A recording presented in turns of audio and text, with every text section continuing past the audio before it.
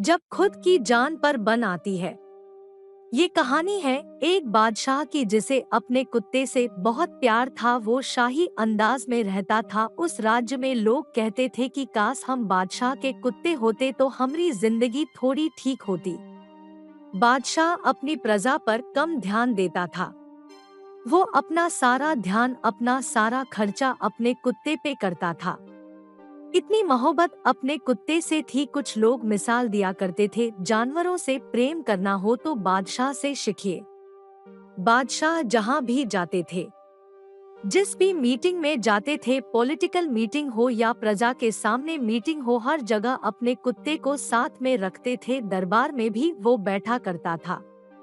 एक बार उन्हें किसी दूसरे राज्य के राजा से मिलने के लिए जाना था। समुद्री रास्ता था।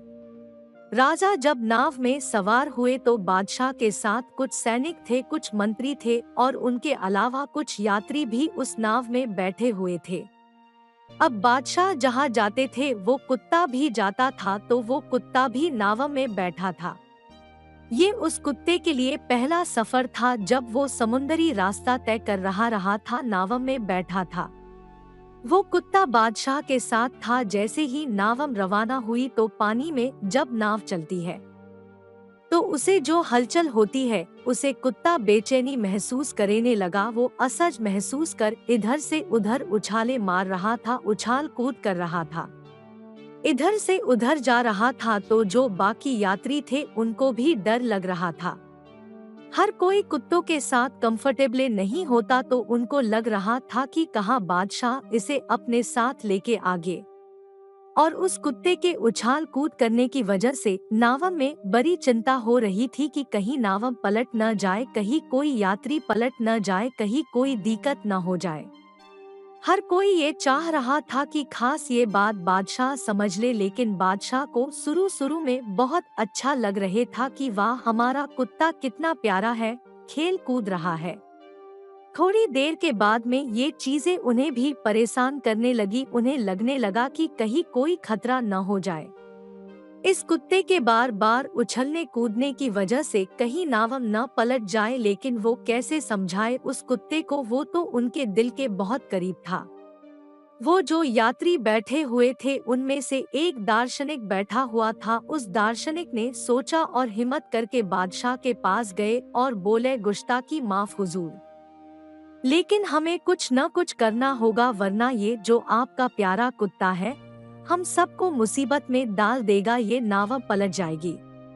बादशाह ने कहा, ठीक है, आप क्या करना चाहते हैं, आपको जो समझ में आ रहा है वो कर लीजिए, मेरी तरफ से आपको इजाजत है।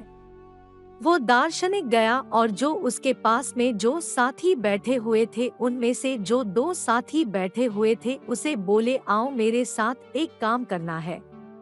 उन तीनों में मिलकर उस कुत्ते को पकड़ा और समुद्र में फेंक दिया, और जैसे ही वो कुत्ता समुद्र में गिरा उसकी जान पर बन आई। उसे समझ नहीं आया क्या करे, वो तड़पता हुआ नावम को पकड़ लिया। उसने थोड़ी देर वो नावम को पकड़ के साथ में चलता रहा। उसके बाद में दार्शनिक जो था उसने अपने साथियों से कहा, अब इसे वापस उठा करके नाव में ले आते हैं। वापस से उन तीनों ने उस कुत्ते को उठा करके नाव में बैठा दिया। वो जा शाही कुत्ता था बादशाह का, जो बहुत प्यारा था, जो उछाल कूद रहा था। वो चुपचाप से जा करके एक कोने में बैठा गया। बादशाह को समझ नहीं आया, यात्रियों को भी समझ नहीं आया ये क्या हो गया। अचानक से इसकी उछाल खुद बंद हो गई। तो बादशाह पूछा उस दार्शनिक से, ये क्या किया जो इतना उछल कूद रहा था, अचानक से पालतू बकरी बन गया है। तो दार्शनिक ने कहा, बादशाह, बहुत ही सीधी बात है, जिंदगी में जब तक खुद पे कोई विपत्ति नहीं आती तब तक हमें दूसरे की परेशानियां, दूसरे की परिस्थिति समझ नहीं आती। जब खुद की जान पर बन आती है तो दूसरे की परिस्थिति अपने आप समझ जाते हैं।